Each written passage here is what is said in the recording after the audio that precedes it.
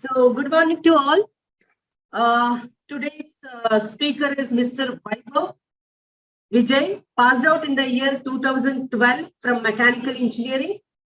His journey of 9 years in marketing and sales and supply chain management spread across 6 profiles, namely logistics planning, operations planning, channel sales management, product marketing, key account management, and currently handling the region of East and Northeast for marketing.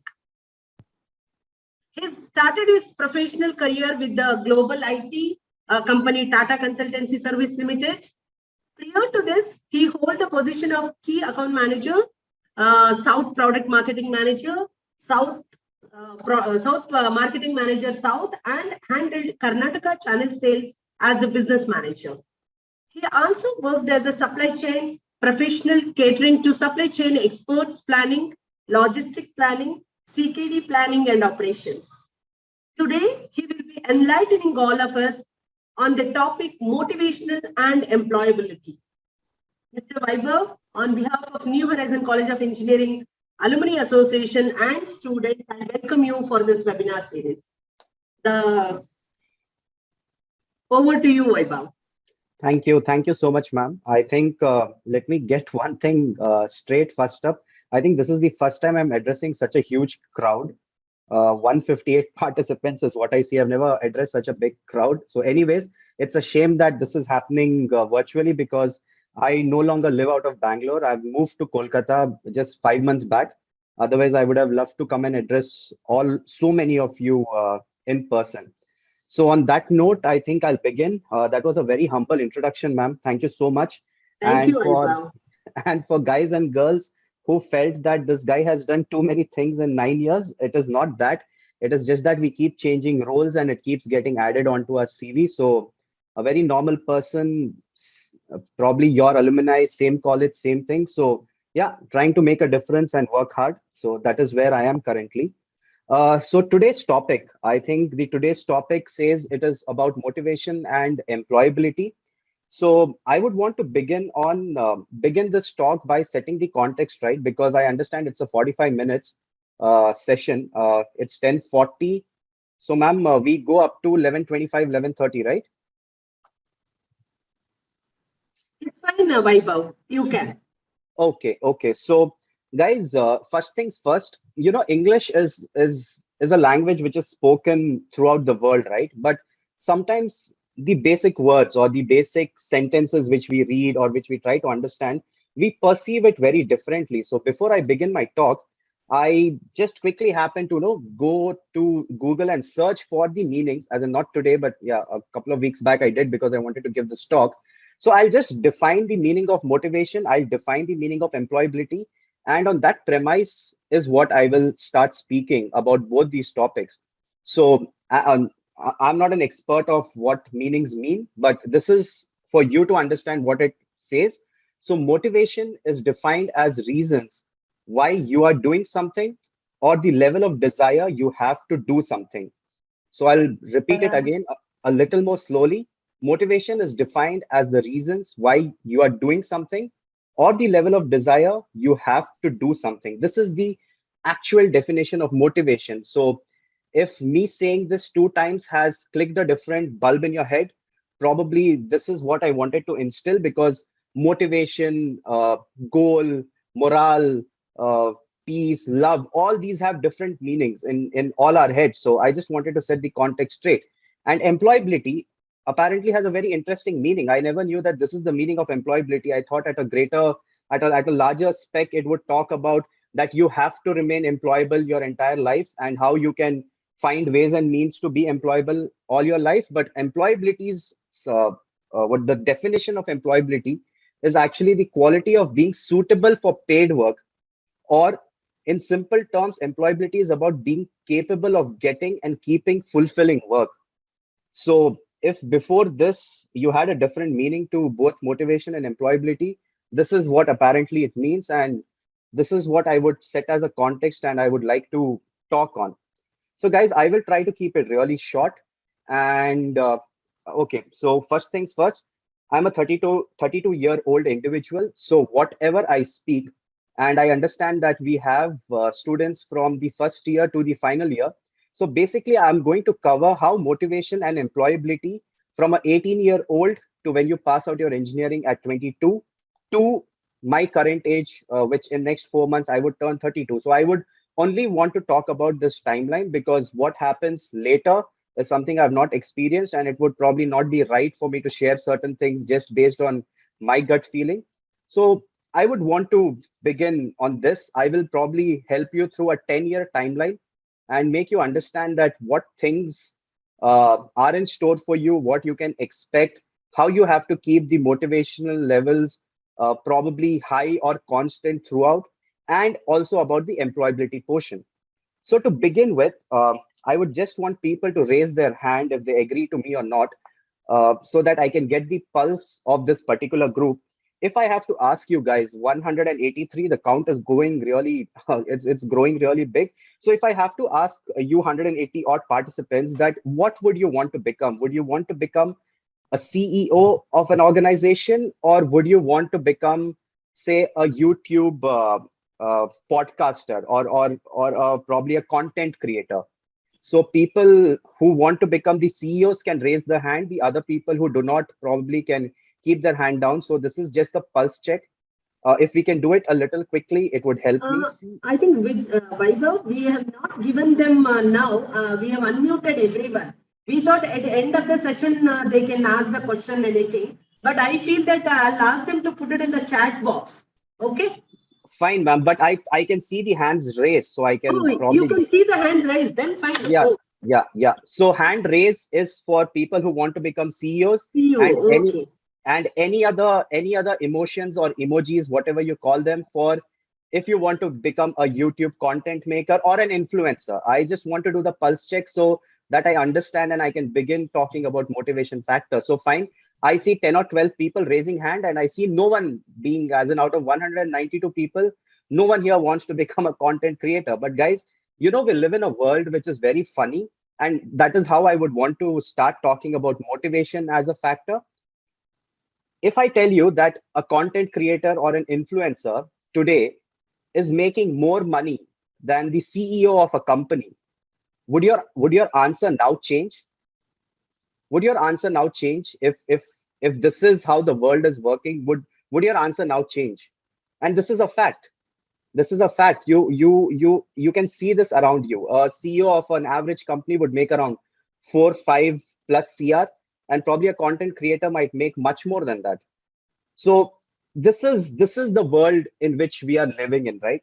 So your examples around you will confuse you in many manners, in different ways, in your different days, in your different age, as to what you should even aspire of becoming. Because I understand that motivation from an 18-year-old to a 22-year-old, your motivation basically, and I speak for the average crowd. I don't speak for people who are extremely talented, or I don't speak for people who have accidentally got into engineering. And there is nothing to feel ashamed about it if you're accidentally into engineering.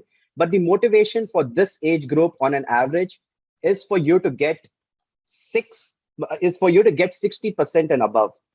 60% and above is when the Indian society, I think someone has asked a question. I'll probably take it later, sir.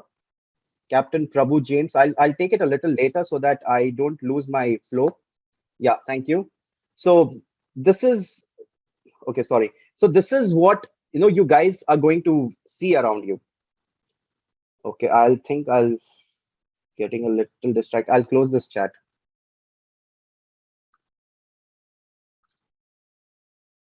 Yeah. So this is what you will see around you, and on your good days, bad days, happy days, no, you'll start questioning yourself. Sorry, I was talking about 18 to 20 years, 22 years old. What is your motivation? Your motivation is basically to get that 60% and above, because although it sounds funny and sometimes it sounds ridiculous, but this is how the Indian society works. You have to score 60% and above to sit in your placements. Now, coming to another part of it, why people strive to do better, why you have to keep yourself motivated to keep studying for these 4 years, attend these tough labs, give these tough papers like your thermodynamics or probably your designs. Because I found when I was studying that these papers really require you to study a little more than an average other paper. But what keeps you motivated is when you had joined engineering college, you had joined as a student right out of say 11th or 12th, sorry, right out of 12th standard. It was schooling. You were probably wearing uniforms or not wearing uniforms, but you were sitting in an ecosystem which was still a little innocent, would still be a little caring. But as you enter engineering, now what happens is now you're in a pool of, I think, what, 6,000 odd people, if I'm not wrong. I think New Horizon has close to during back in my times, we had around 3,000, 4,000. So I'm guessing we are over 6,000 people. Now you're in a pool of 6,000 people. And if you now start to look at yourself, what is happening right now is if you look at your own names, which you have been asked to write in your whatever display name, is either to include the section in which you're studying or probably your USN number. And this is the actual fact of life, guys. You are going to be, you have to choose, as in you guys are any which way is going to be a USN number when you're studying in a college, and you guys are going to become an email address once you come out of the college. So between these two worlds, what you have to choose basically is how can you make that little difference so that people recognize you by your name, by your face, people ask for you, people want to talk to you. So when I talk about the entire educational circle, so in this entire educational circle, what I would request you guys to do is, I don't know whether we are still affiliated to VTU or do we run our own syllabus. I have no clue what is happening currently, but I would Autonomous. like We are in autonomous. autonomous. Yes. Okay, okay. So good that we are autonomous now. At least the average percentage marks would go up, because back in my days when I used to look at my friends who studied out of Nitte Meenakshi, would score more than me. And then I understood that autonomous colleges generally have this pattern of scoring a little higher marks. So that would work in your favor when you guys step out, either searching for a post graduation course or when you join, when you're looking out for a job. So that's a lucky thing for you guys. So please please work on a timetable, or please work on. Niente carne mepo etkashide.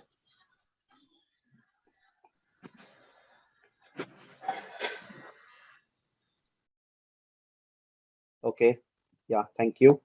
So please work on a mental timetable, or please work on a written timetable. I don't know whatever suits you well.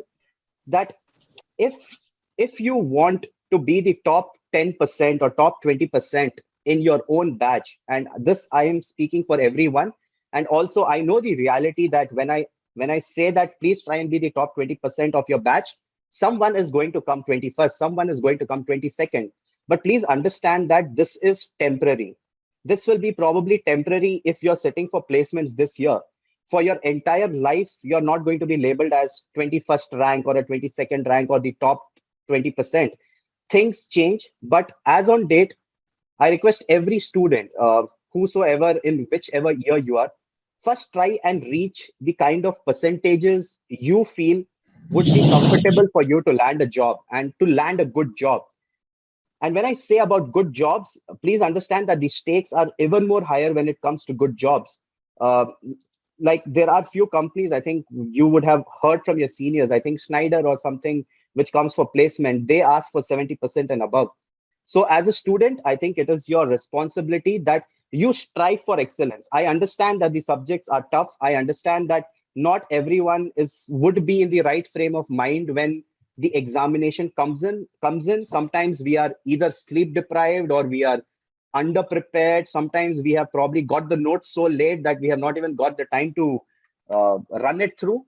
But what I would request you guys is at least have your plan charted out and written that, you know what, this is what I don't know how the syllabus works now. Back in my days, we would have 8 units and you had to answer 5 units in the main exam. And how I used to study is if you score at 88 out of 125, you would get a 70%. I really don't know what mathematics works today, but back in my days, 100 marks theory, 25 marks internals. And if I can score a 88 out of 125, that's a 70%. So I used to plan my studying based on how can I score 88 marks. And for you to score 88 marks, probably your internals will fetch you 20, 21. If you're a decent enough student, 20, 21. So that leaves me with 67. And I had to study for 67 across 5 units. And across 5 units, 67 is barely 13, 14 marks per unit. So what happens is when you start preparing and when you know mentally that what is your target, where you have to reach and how you have to reach, it makes your work even more lighter, or probably it gives you a little more confidence, keeps you motivated that you know what, in a particular subject, and I would probably talk only about design and probably the thermodynamics because you have to use your handbooks and other stuff. So don't get scared by these subjects which seem tough. Don't get scared or don't get worried, anxious about these subjects which seem tough, because at the end of the day, please understand that no one wants you to become a PhD candidate when you're doing your BE. Keep that in mind. You don't have to know the entirety of the entire syllabus. You just have to know how can you score that many marks. I have seen a lot of people probably when I was studying for 4 years and after that, now the 10 years, that people sometimes struggle, no scraping through writing the papers twice, thrice. And back in my days, I always used to tell my friends, I used to tell them that, you know what, you need 35 to pass this paper. I understand that you have not done it twice, but the simple method to pass any paper is you have to score 7 marks in every unit and you have to solve 5 units. That is 7 into 5, 35, and you get through.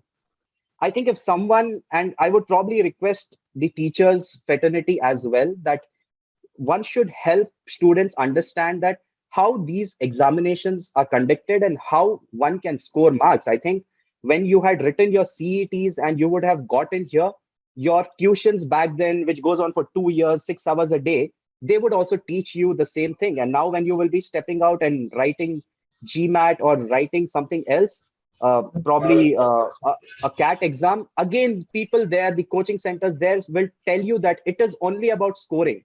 It is only about scoring, and you should know the tricks and traits how you can score high. So this is what I would leave the college life at.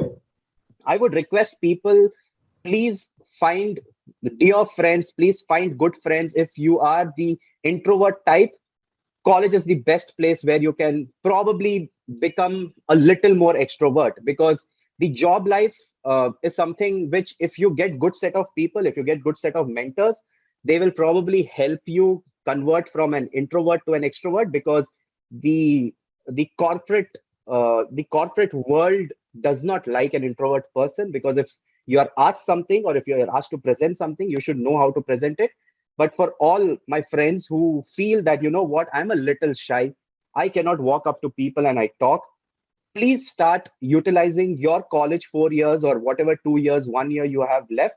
Try and change your personality a little bit, so that this is the part of the employability portion. Probably I will come into it a little later. I'll first want to finish the motivation part and then move on to it a little later. So please work on these aspects so that once you enter into the corporate world, you now don't feel different. You don't feel that, you know what, I'm such a good person when it comes to technical knowledge, but why am I not getting the recognition which I deserve?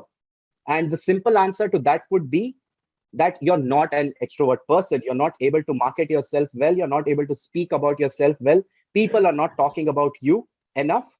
So that starts hitting your motivation, that why should I work hard? When I spend 18 hours a day in office, the other person gets the limelight, or probably he moves out of the country on different projects. So please utilize this time, make good friends, start changing your personalities. If you feel that, you know what, this trait is something which I should really work on, do some introspection in your own life and see that, okay, if this is what is required, do I have that, or do I at least have a path to go there?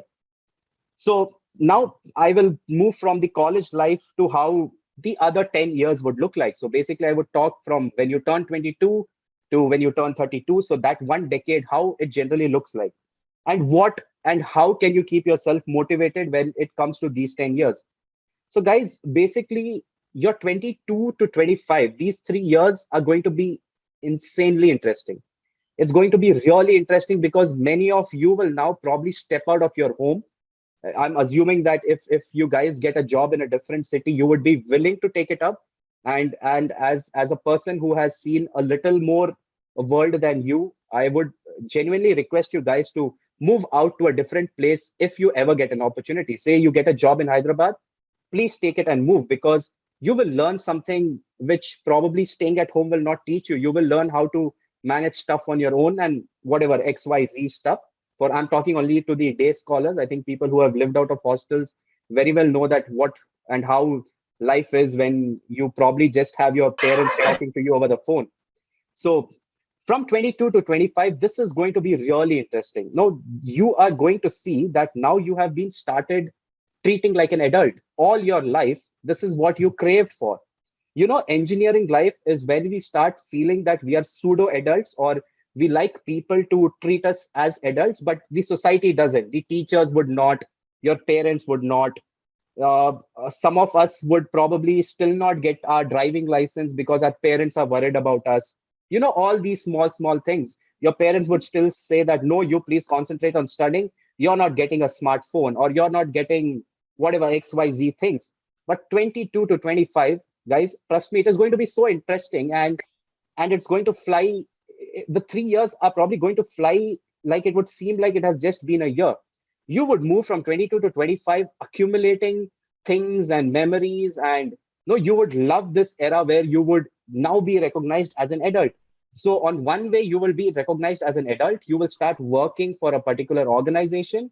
On the other way, subconsciously you will start also feeling later, little later, not when you're 25, because you will not feel or sense anything till you're 25, because you're still in that zone. Probably there would be a lot of our friends whose earning really makes a difference to their families. You have to send money back home. You probably have to take care of your siblings education or whatever that is, because I have seen people come from different backgrounds. I'm not talking about these participants who are on this call. You will meet interesting people when you step out of the college environment, and you will meet people, and you will then realize that why you have chosen to take your new bike and go to work, and why your colleague who gets paid as similar as you has chosen to make a BMTC bus pass and travel to work.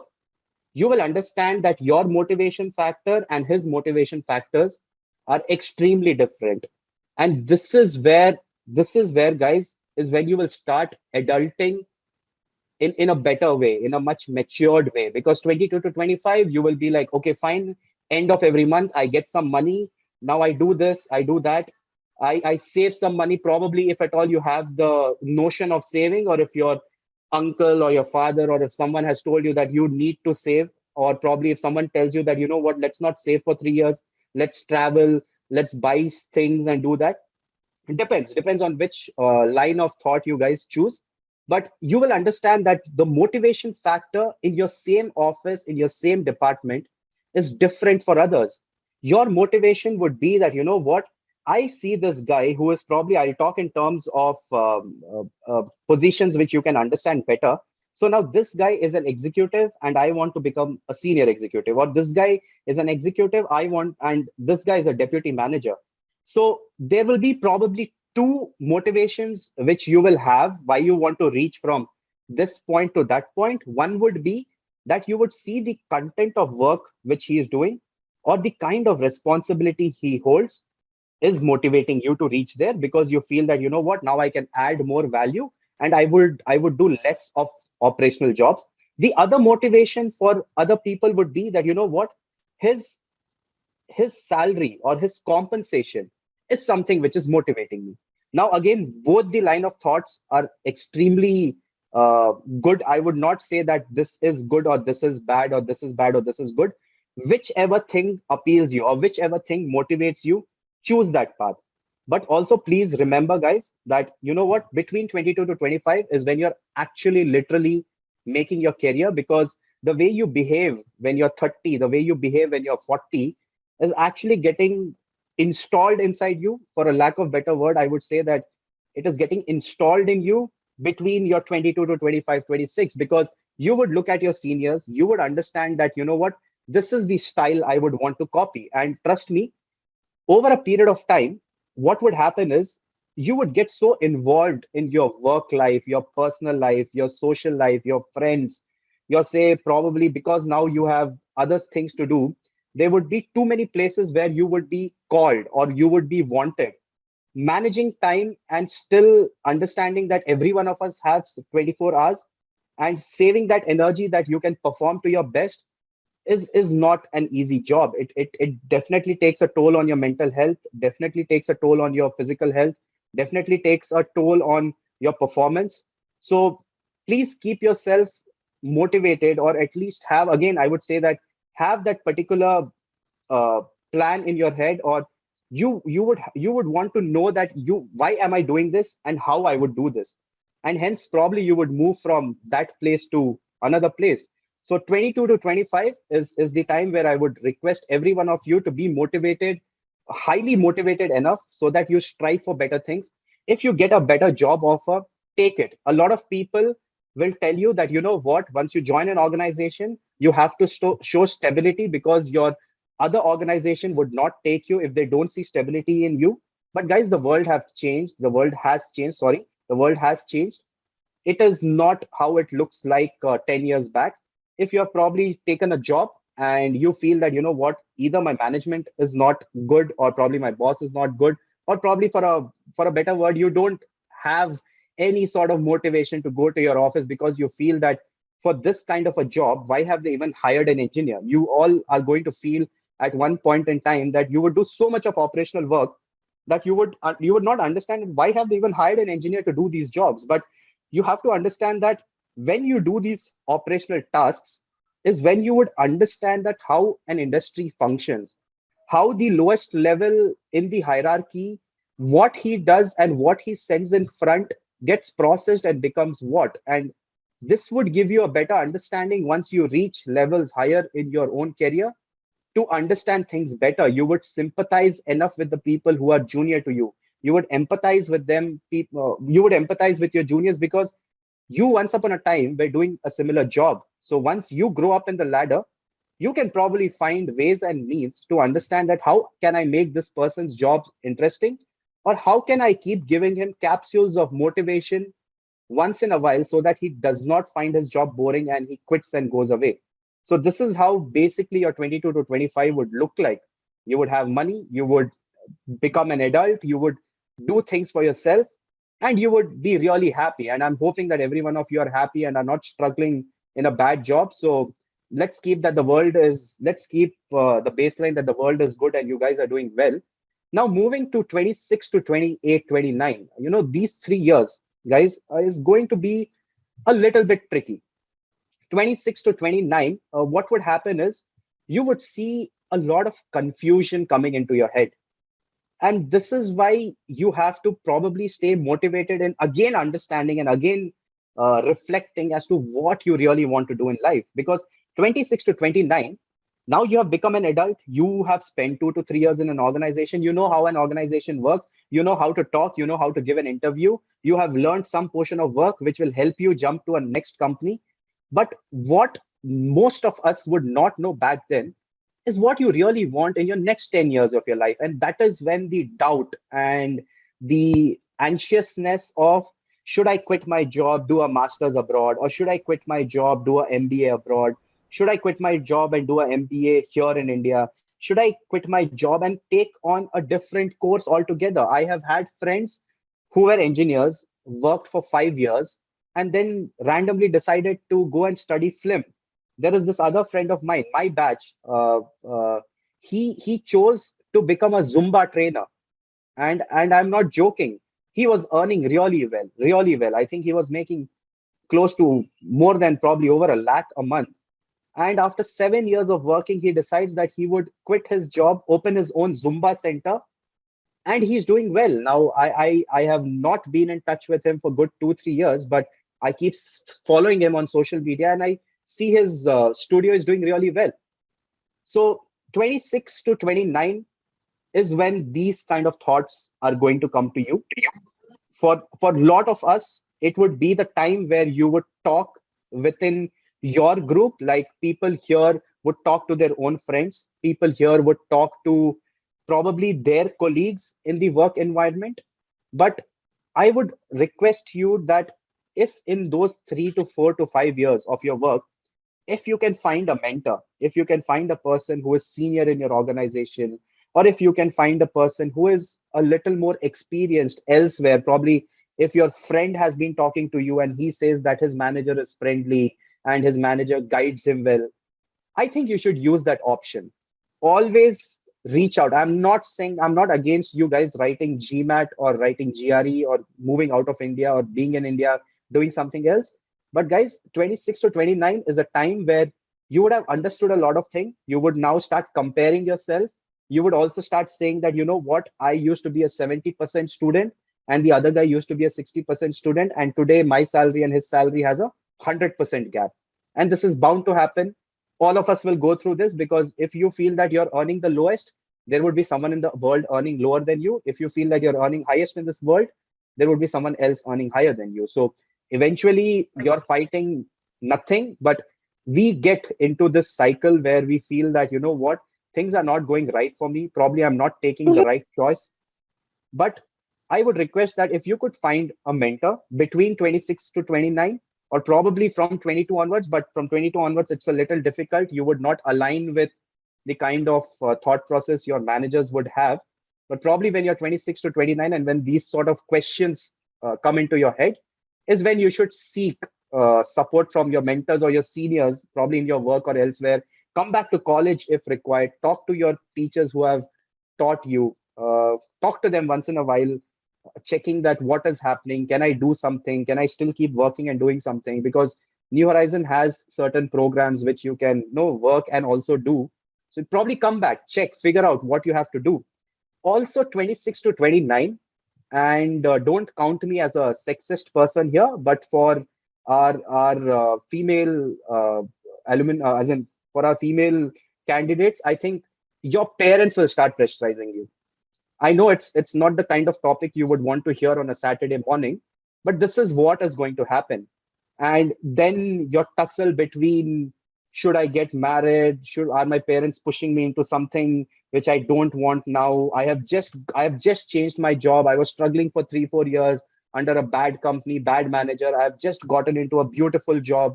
I would want to enjoy this job for next 2 3 years and then probably plan on getting married. This also applies to the guys, but I understand that in this country there is a lot of pressure on the female candidates here. But probably now this is the time when you turn 26, or say probably between 26 to 29. Also, please talk to your parents. I think you need to talk to your parents, because how well you are aligned with yourself as to what goals you want to follow.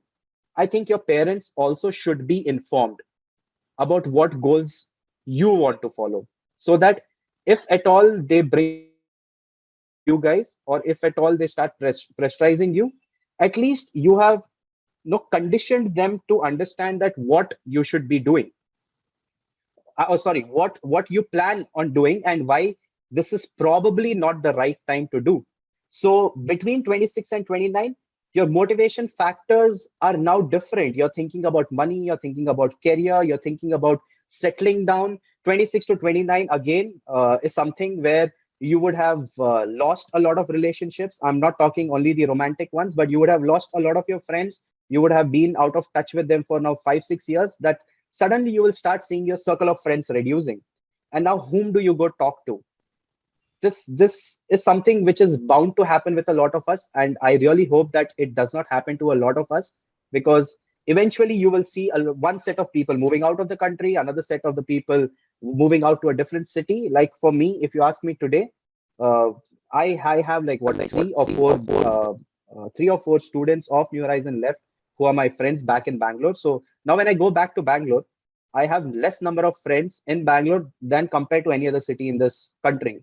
So this is how it's going to be, guys. It's going to be a little tricky, little difficult, but you have to navigate, because that is when your career will start picking up. This is when you would be itching near 30, when you would have had good 8 years of work experience. Now you become part of that middle management, where you now have people reporting to you. So you don't only have to worry about yourself, but you also have to worry about people who are working under you.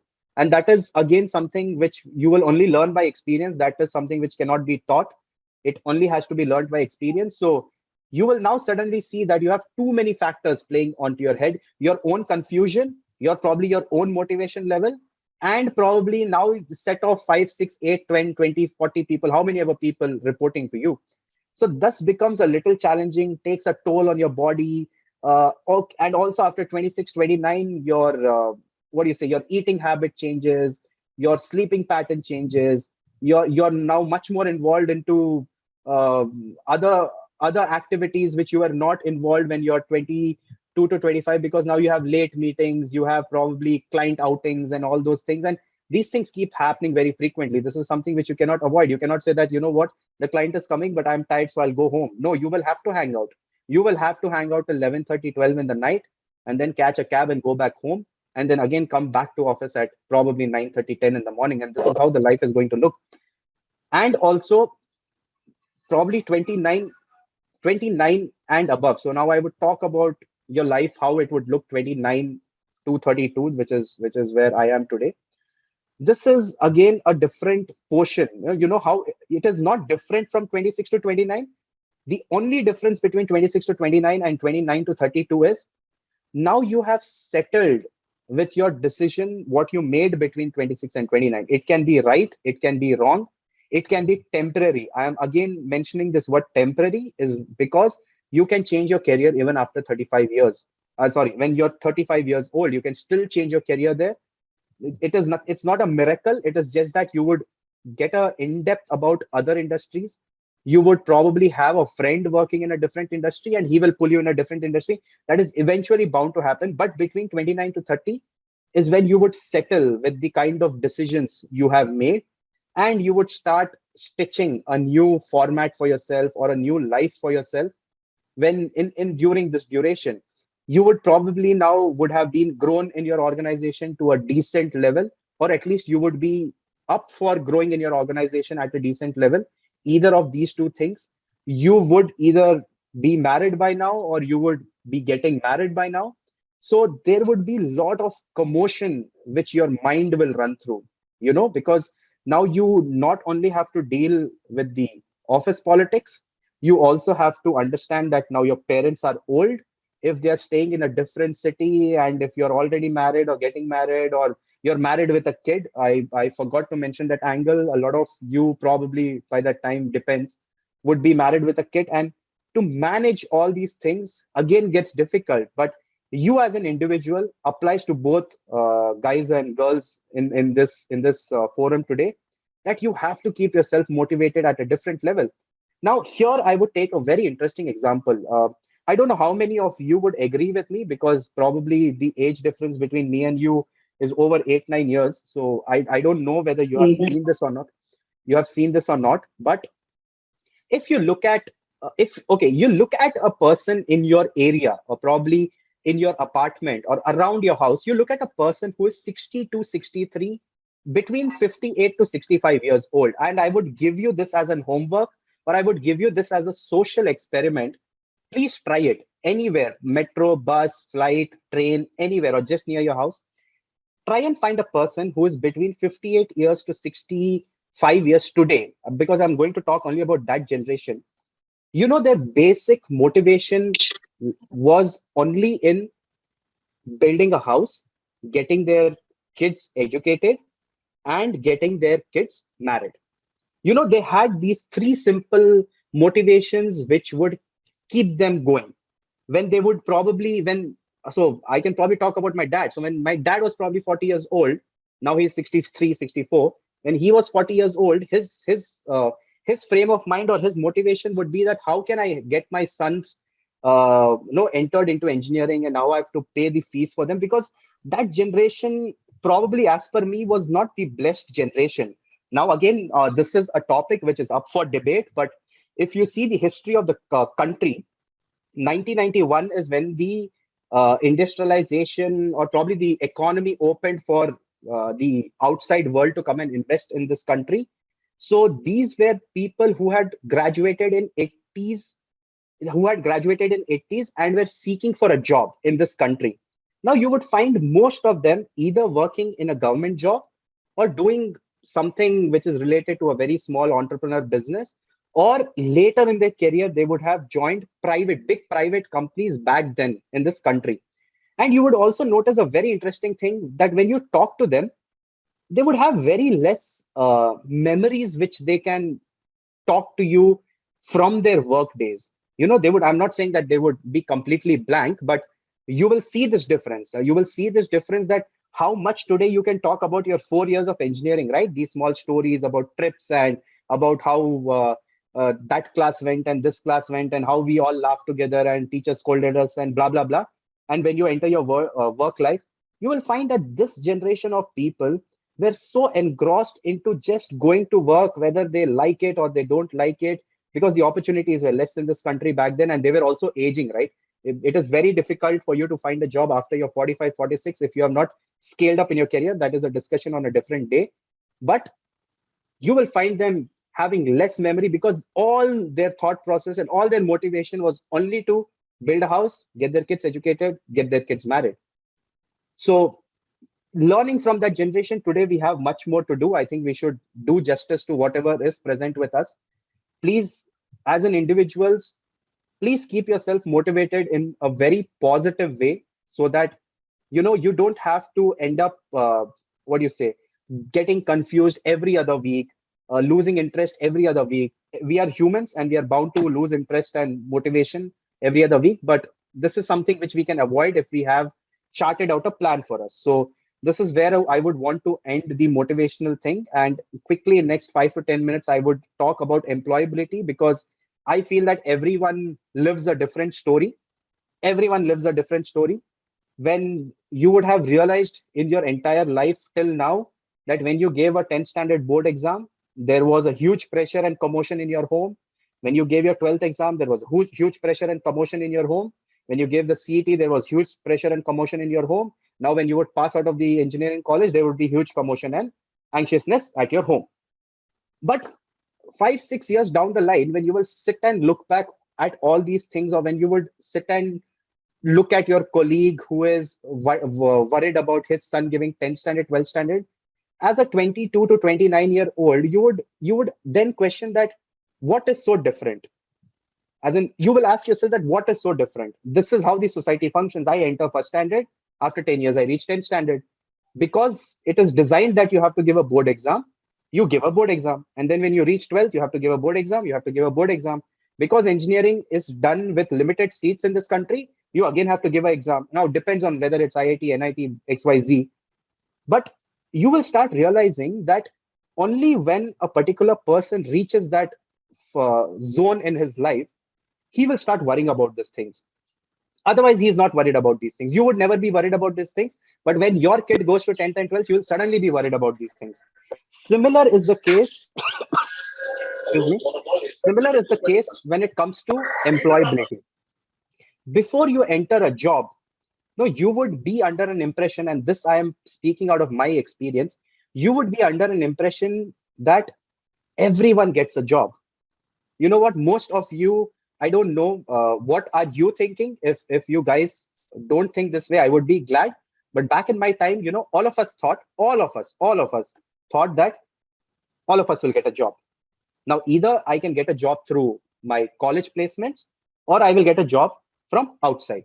And this is what all of us thought, because we thought that, engineering ka degree hai, and I will go to companies' websites, I will apply, or I will walk into these walk-in drives which are happening. And there are a lot of websites which will tell you hiring freshers, and you will keep applying at everything and traveling here and there. But one basic thing which works in your favor, and which you have to practice if you really need to become an employable person, is know your concepts really well. I am not saying that if on a given day, if someone gives you a white paper, you start taking a drafter and drawing cam, gears and other things. No. But whichever subject you have studied, and I'm assuming that only mechanical engineers are in this forum. If there are other people, then you can take your own example. But you should know your concepts, because once you go sit in front of people, you're representing yourself, you're representing a college, you're representing your marks. That if you say that you're a 70% student, and if someone asks you, say, XYZ, very basic engineering question, and if you're unable to answer, that shows wrong on your part, that either you have not come prepared, which shows arrogance, either your concepts are not strong, or you would have forgotten. It can be either these three of things. But if you have forgotten this, probably in the follow-up questions you will make up for it, but for the other two people it would be difficult. So what I would say is, before you get into the job life, no, please, little bit, as in it depends on which industry you're going again. But if you want to be a mechanical engineer, have this basic, uh, just run through your syllabus at least. Just run through your syllabus, understand that what is what, keep it in your head, keep refreshing only for the first 3 years. After that, it is not required as such, because after that, you will get into that cycle where in your free time, you will probably watch a YouTube video, read some article, read some patents, and you yourself will understand. But for the first 3 years, you would have to put in this effort. Point number two, and this I think I would request the college as well. And if they are doing it, I would be really happy to teach you guys Excel.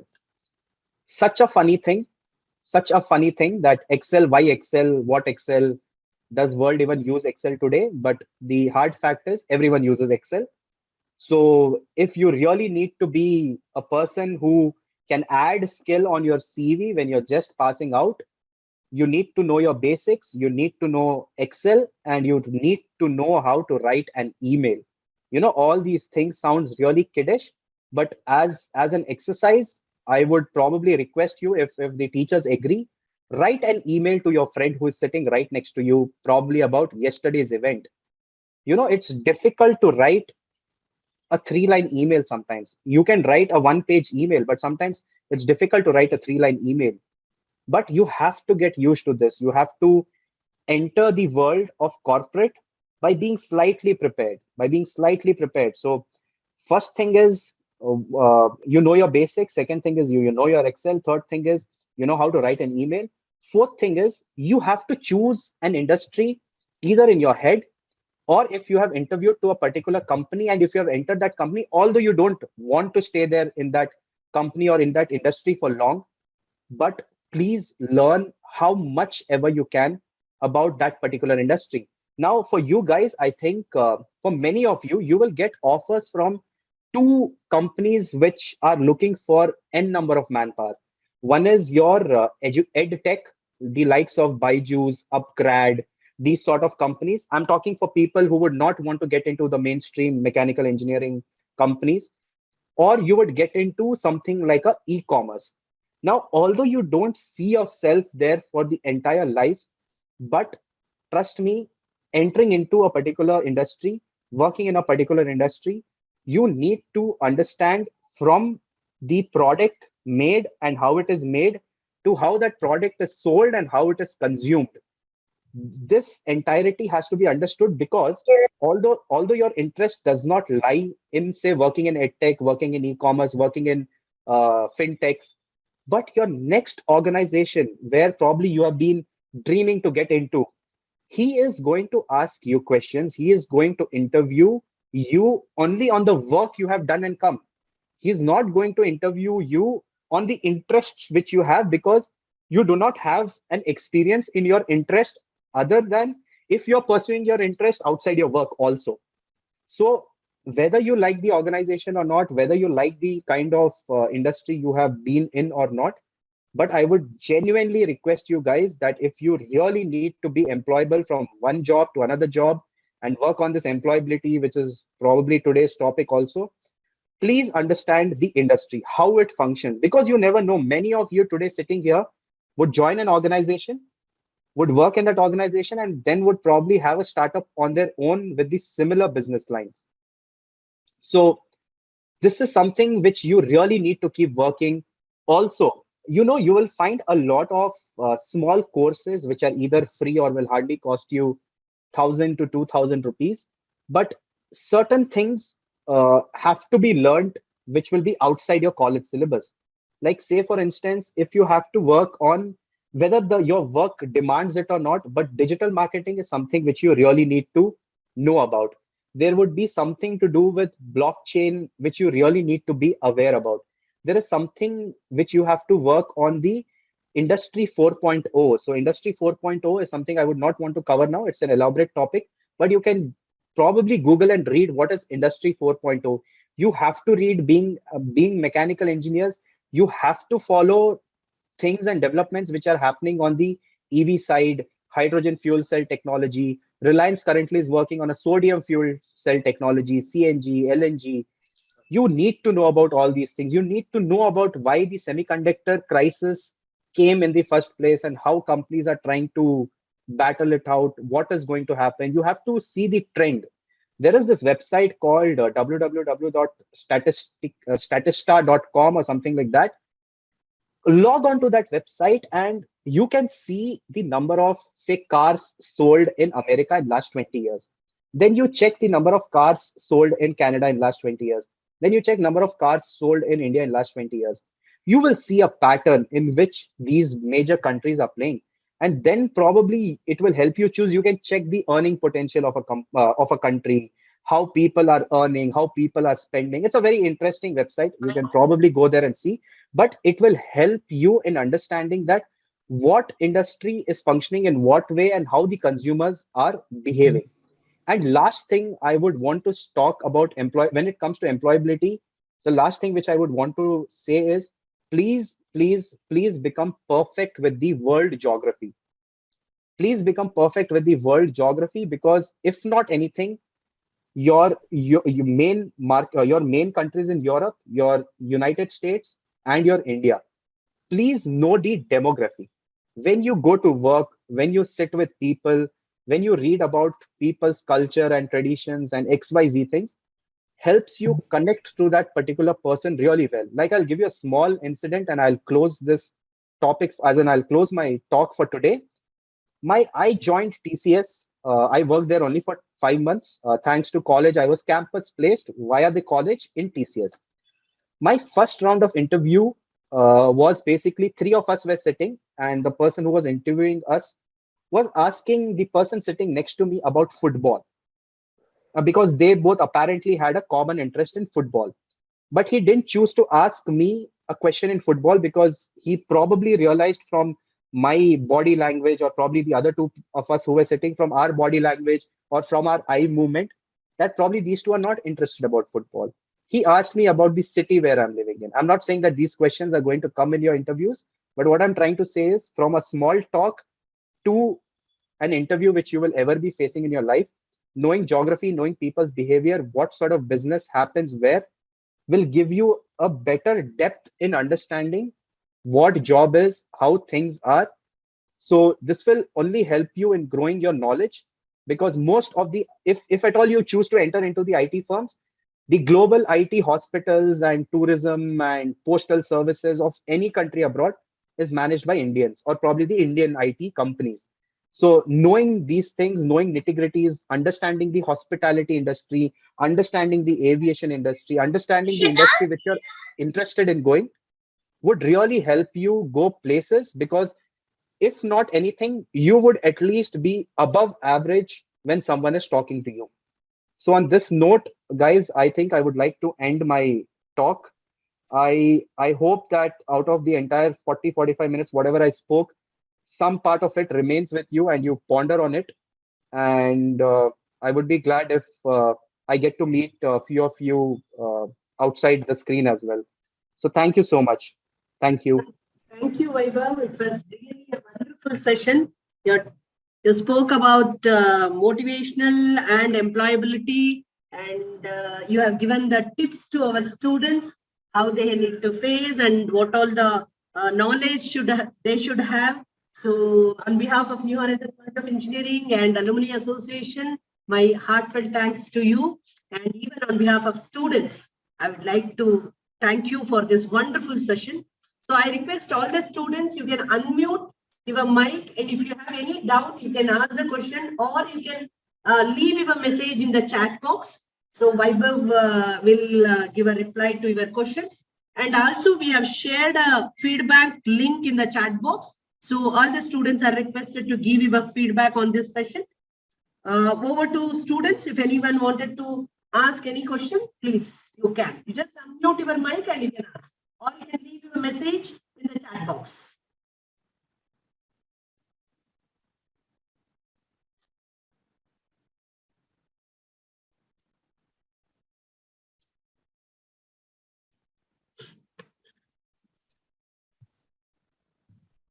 I see a message from Dinkar.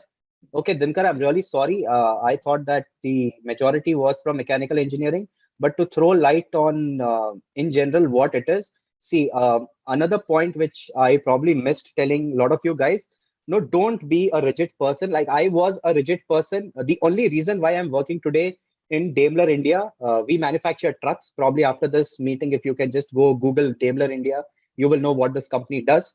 We operate in the brand name of Bharat Benz. But I was a very rigid person, you know. Please don't be like me. I was a person who believed that I have done my mechanical engineering, so it is only true and it is only just that I work with an automobile company or a manufacturing company, and I quit TCS in 5 months. Although things worked out well for me, I'm not complaining about it. But don't be this rigid person. Your things which happens to you in life probably is happening for a reason. Probably things which happened to me also happened for a reason. But don't be this rigid guy. You're okay. Another example which I would like to give is people complain, or you would see a lot of memes made on the social media that I was taught maths, but I was not taught how to do my taxes. So when I look at such memes, I don't understand what IQ of people are making those memes, because from the triangles which you have studied in 10th standard to differentiation integration which you have studied in 12th standard to the other form of vector stuff which you have done in your engineering or whatever that is you have done, it makes your mind think more. So if you get a problem and you know that there are 3 4 tools which is available to you, a particular problem gets solved using differentiation, a particular problem gets solved using normal algebra, a particular problem gets solved using xyz thing, you focus on the tool which is given to you. It is a very ridiculous thing to debate that why was I taught triangles in school. That is not the question. The question is you were taught those syllabus so that it opens up your mind when you're thinking and you have tools to work on. So for people who are from different stream, please don't be rigid. Don't think that if I don't become a developer or if I don't become whatever that is in your domain, because what I've understood from my IT friends is everyone wants to become a developer. But what if you don't become a developer? What destiny has in store for you is probably after 10 years you will end up becoming some principal architect or something. I really don't know what the nomenclature of the departments or the hierarchy is in IT.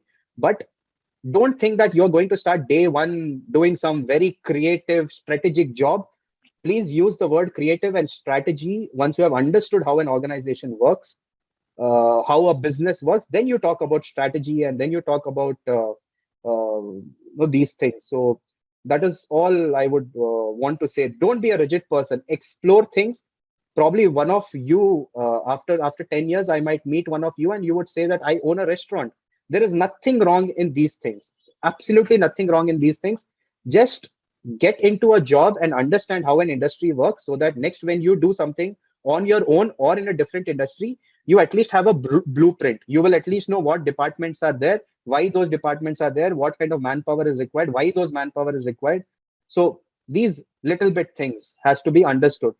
Remaining other things are just a farce. Don't worry about it. If you guys are little bit serious in life, as in terms of, I'm not saying be serious in life, little bit serious about your career, all of you will do well.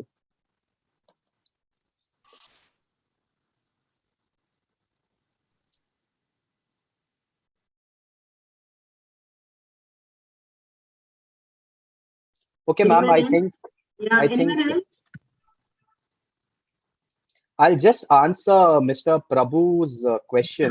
So, sir, Correct. what I meant was in a figure of speech. Say, for instance, you take the top 10 content creator today globally, if you take, or probably even in India, these people are making in the tune of 15 to 20 crores every year. A CEO of a good company in India also does not make 15 to 20 crores per year. And I'm only talking about the top 10 content creator, and I'm talking only about the top 10 or probably top 50 CEOs. There can be one or two odd outliers, but in majority, if you see the income what the current day content creators are making, they are making more than the CEOs. So what I wanted to set as a context is the motivation can not always be money or can not always be the tag you hold. Motivation is something which has to be looked from different angles. Like today, if you ask me what is keeping me motivated, I have left Bangalore and I have moved to a place called Kolkata, which is a beautiful city. I'm not saying that the city is bad or anything, but for a person who has lived his entire life in South, has worked for 5 or 6 years in Bangalore and 3 years in Chennai, moving here and now living alone. So now I'm living alone. I don't have a roommate because once you turn a little old, you don't like to share your space with others. These things starts playing on your head. Nowadays, when I walk back home, my home is empty and dark. So I don't like these things. But what is my motivation? I have come here to grow 2 levels up, and this 2 levels up means the world to me. So my larger picture in my head is to grow that 2 level up and be that person whom I see myself reaching that place, rather than complain or be saddened or be worried about the other things which are happening because of me moving here. So this is my motivation, and this keeps me uh, normal on a day-to-day basis. So yeah, I think, ma'am, I have taken an I hour. think one So more question. What is the scope of supply chain management in future being from a mechanical engineering background? Just from a okay, human perspective. very nice question. Okay, so guys, another thing which I would like to prompt is so this is what happens when you address people in physical compared to virtual, because you could have asked me this question then and there, and now I have to wait on the chat box. But anyways, supply chain management is something which IT was back in say 95, 96 till it hit the boom in 2000s when the Y2K problem happened, and suddenly everyone from BCA to people who were doing diploma in computers, everyone's life changed for a good 7, 8 years, and now you're seeing that the IT average income has increased. Supply chain is also of a similar what do you say, of a similar category. Today in this country or anywhere in this world, please understand one thing: any product which is a physical product made has to be made somewhere and then has to be shipped somewhere. And to make that particular product, you have to bring raw materials or you have to bring stuff, then make it and then give it, or probably distribute it. If you guys ever if you guys ever thought that in this country during all the corona waves which went, how were you getting milk delivered to your house every day? Have you guys ever thought of it? Do you think that the cows are standing in line and then the milk is removed from them and then suddenly it is packed in the Nandini packet, and magically in the morning your whosoever Anna comes and drops that milk packet and goes, or you walk up to the shop and pick that milk packet and go? No, this is where your supply chain is important. And this is why I told you, if you read about the dairy industry, if you just read about the dairy industry, you will understand how critical the supply chain is. Point number one, and I will get to you that why. And when I was talking about these additional courses which you have to take probably from an outside entity, it can be Coursera, Upgrad, or whichever it is, try doing this supply chain course. And for a person like you who is really interested in understanding what is supply chain, I would really recommend you that you should take a 700 or a 900 rupees ka, there is a course on Upgrad or something. Take that course and do and understand. And I'll just sum up everything in short. So how the milk comes from all these small milk farms and then gets collected in one milk, what is called cooperative society, and then these multiple cooperative societies then send it to say KMF, and then KMF packs it, then processes it, packs it, and then sends it back to the city. This is what supply chain is, from your raw material collection to your distribution to n number of places. This is where supply chain plays a role. So milk has a shelf life, like you all know. If you keep the milk out for 2 days, it spoils. So I have to collect the milk, bring it to a particular cooperative society in the shortest time, From that particular cooperative society, I send it to KMF in the shortest time. Then it gets packed, and in the night it gets dispatched to these major distributors in your particular area, and then those distributors send it to shop and here and there. So this is what supply chain is. If you look at e-commerce, because I come from the trucking industry, this is how e-commerce works. Look, the Amazon writes you in a day delivery, but behind that in a day delivery, how many people work? You guys have absolutely no idea that how the warehouses are managed, how the stickering of the part as in of the boxes are done so that it is kept in the truck at the right time, at what speed, at what time the truck should generally move so that I receive it at a dock. Then there is a mother hub concept, then there is a distribution center concept.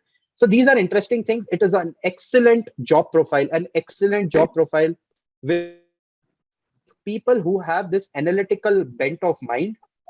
I would recommend them that you please get into supply chain. And one harsh truth about the job life, which I have forgotten to mention to a lot of you, is sometimes your 90% or 80% in engineering will not help you until and unless you have a MBA degree. And this I'm talking at the last end of the speech. But sometimes you'll realize that you will have interest in supply chain management. You would have probably worked into supply chain management, but when you try to enter into those top 2, top 5 companies, then suddenly your job requirement will say that need a person who is from tier 1, tier 2 MBA college. So either try and do these certification courses, or try and do an MBA, or try and do a parallel MBA with working. For people who are interested in these sort of fields, guys, I would not want to lie to you, but this is the harsh reality. India still believes that your credentials are more important than your experience, and hence this is how it is. So I think please keep a lookout on that. Yeah, Dinkar. So that is all it is, man. But you can take a couple of case studies and read through it. Your interest will rise even more. Yes. Thank you, Vaibhav. Thank you so much. Once again, on behalf of students, I would like to thank you for your wonderful speech. We didn't feel that you're presenting first time. In fact, it was very nicely you have framed your talk, and very crisp way you have addressed to our students on Thank you, ma'am. motivational and employability. It was really came out Hello, well. ma'am. Thank you so. Yes. Ma'am, I would like to thank Vaibhav. It is a very nice, awesome talk, ma'am. Yeah. You can say that. Thank You you, can say thank it you. again. And ma'am, this is my fourth talk. Oh, Actually, fourth. Okay. yeah. So initially, I was part of the body of studies. I think BOS, Okay. something like that, and Board of then studies. Board of studies. board of Yes. studies. So yeah, this is my Yes. fourth talk. Okay. Two. Very good. This is the second virtual one. Once we had given during the first or second lockdown. So this is Okay. the second Okay. virtual, and two in physical is what I've given. Offline. So It was yeah, offline. yeah. Okay. Very good, sir. Very good. In fact, 237 students have been participated in the talk. Actually, it was really a good number. Thank you, ma'am. Thank you once again, and thanks to all my students who have got benefited from this talk. Thank you so much. Thank you all. And also, I Thank you, request all guys. the students to give a feedback. We have shared a link in the chat. Yes, the shared is a LinkedIn link also. So anybody is interested, definitely they can chat, or they can take any of the input from Vaibhav sir. Okay. Thank Thank you you. so much, guys. Take care. Thank you. Have a funny weekend. Thank you. Thank you. Nice weekend, all of you. Thank you.